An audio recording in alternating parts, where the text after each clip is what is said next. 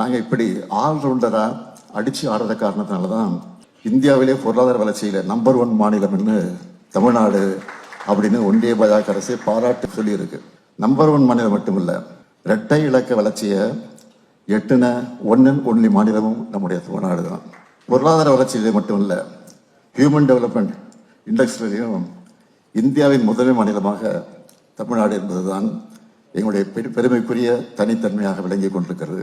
India முழுக்க பாஜக ஆளுகிற மாநிலங்களில், அதாவது டபுள் இன்ஜின்னு அவங்க சொல்கிற டப்பா இன்ஜின் ஓடுற மாநிலங்களில் இப்படி ஒரு வளர்ச்சியை காட்டிட முடியுமா?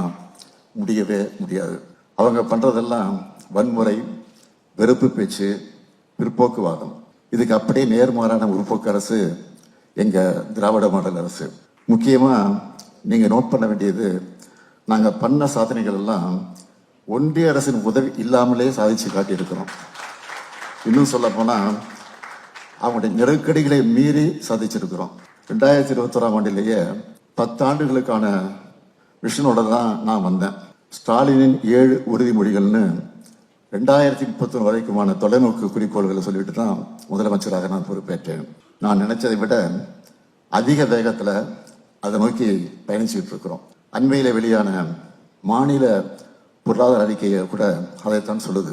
தமிழ்நாடு இதே வளர்ச்சியை தக்க வச்சுக்கிட்டா $1 மில்லியன் பொருளாதாரம் என்ற இலக்கை அடையும்னு அதில் சொல்லியிருக்கிறாங்க. அதனால என்னோட விஷனை ரியாலிட்டியாக மாற்றுறதுக்கு அடுத்த 5 ஆண்டுகளும் இதே மிஷன் மூலம் நாங்கள் உழைப்போம். என்னை பொறுத்தவரை மக்களின் தேவையறிந்து திட்டங்களை நிறைவேற்றியிருக்கிறேன்.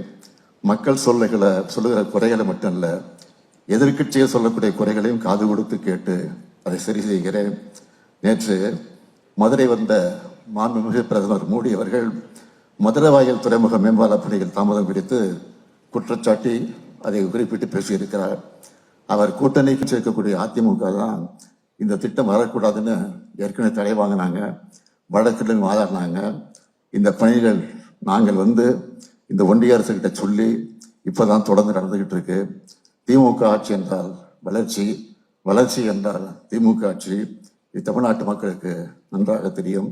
இருந்தாலும் பிரதமர் மோடி அவர்களுக்கு சொல்ல சாதனைகள் இல்லாத காரணத்தால் தான் தேர்தல் நேரத்தில் பொய்யை அவிழ்த்து விட்டு இருக்கிறார். இதை விட பெரிய காமெடியும் நேற்று மேடையில் அவங்க பேசும்போது நடந்துச்சு. என்னன்னா, பழனிசாமி அவர்கள் அதிமுக ஆட்சி அமைக்கும்னு சொல்றார். அவரை மேடையில் வச்சுக்கிட்டு பிரதமர் மோடி அவர்கள் என்டிஏ ஆட்சி அமையும் என்று சொல்லுகிறார். யாருக்கு தலைமைன்னு தெரியாம இவங்க இப்படி ஒரு கூட்டணி இருக்கு. அதனால்தான் நான் என்னோட பிரச்சாரத்தை தொடங்கினப்போ இந்த தேர்தல் தமிழ்நாடு வெர்சஸ் என்டிஏன்னு தெளிவாக சொன்னேன். இதை நான் சொன்னப்போ சில கேள்வி எழுப்பினாங்க. ஆனால் பிரதமர் மோடி அவர்களும் உள்துறை அமைச்சர் அமித்ஷா அவர்களும் ஒவ்வொரு முறை தமிழ்நாட்டுக்கு வர்றப்பவும் நான் சொன்னதை தான் உறுதிப்படுத்திட்டு போகிறாங்க. தமிழ்நாடு அணியா டெல்லி அணியா என்ற இந்த தேர்தலில் நிச்சயம் தமிழ்நாடு வெல்லும். அந்த திராவிட மாடல் 2ல எங்கள் ரெக்கார்டை நாங்களே பீட் பண்ணுவோம்.